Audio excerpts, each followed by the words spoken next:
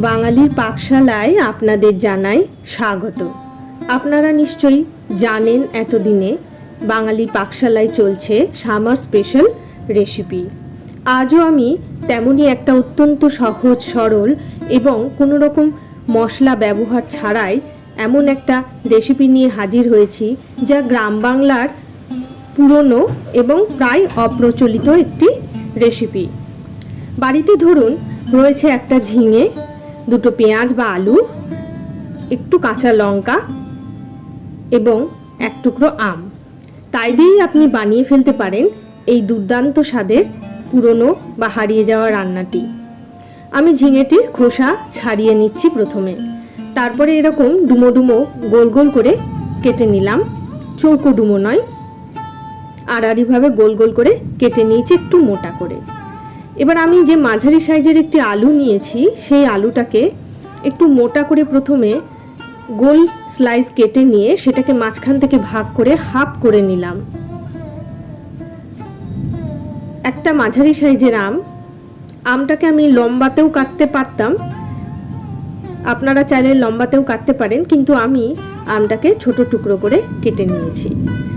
সামান্য একটু সরিষার তেল কড়াইয়ে দিয়ে আমি প্রথমেই ভেজে নেব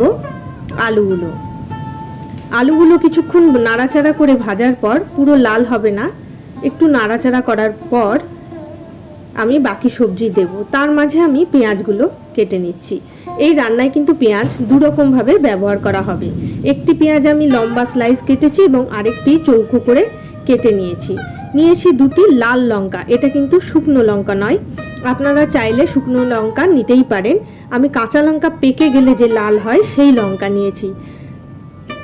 এবং মিক্সির জারে আমি আদা, লঙ্কা আর পেঁয়াজটা বেটে নিলাম।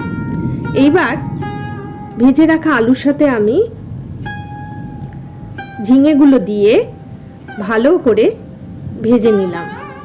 দেখছেন তো কতটা ভাজা হয়েছে। এইবার তুলে একটি পাত্রের মধ্যে রেখে দেব।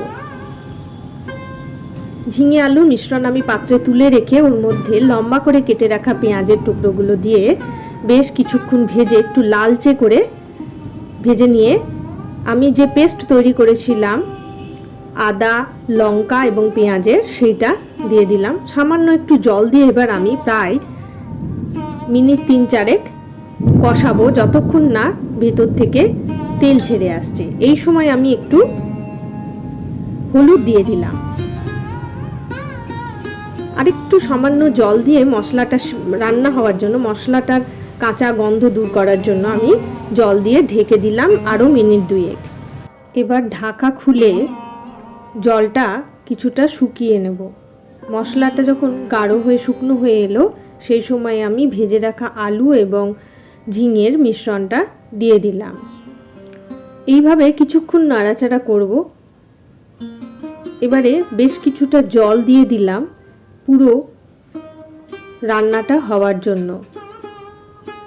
নাড়াচাড়া করে এর মধ্যে প্রয়োজনীয় লবণ দিয়ে দিলাম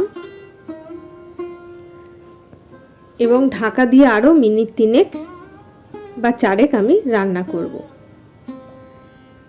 কিছুক্ষণ পরে এর মধ্যে আমি কাঁচা আমের টুকরোগুলো যোগ করে দিলাম। জল থাকতে থাকতেই মাঝে আমি ঢাকনা খুলে আমের টুকরোগুলো যোগ করেছি। তৈরি হয়ে গেল ঝিঙা আমের কারি। আজকের এই রেসিপিটি প্রজ্ঞা সুন্দরী দেবীর থেকে নেওয়া। কেমন লাগলো আপনাদের লিখে জানাতে ভুলবেন না। আমি কিন্তু আপনাদের কমেন্টের অপেক্ষায় থাকি। আপনাদের কমেন্ট পেলে রান্নায় উৎসাহ আমার বাড়ে এবং আরও নতুন নতুন খোঁজ চালিয়ে নতুন নতুন রেসিপি নিয়ে আসার আগ্রহ বাড়ে। আপনাদের সবাইকে পাশে নিয়ে অনেকটা পথ হেঁটে এসেছি। আপনারা চাইলে আমি আরও দীর্ঘ পথ হাঁটতে পারি। আমার এই খোঁজকে বা এই পথ চলাকে সুগম করতে পাশে থাকুন। আর অবশ্যই সকলে ভালো থাকবেন, সুস্থ থাকবেন। আজ তবে আসি।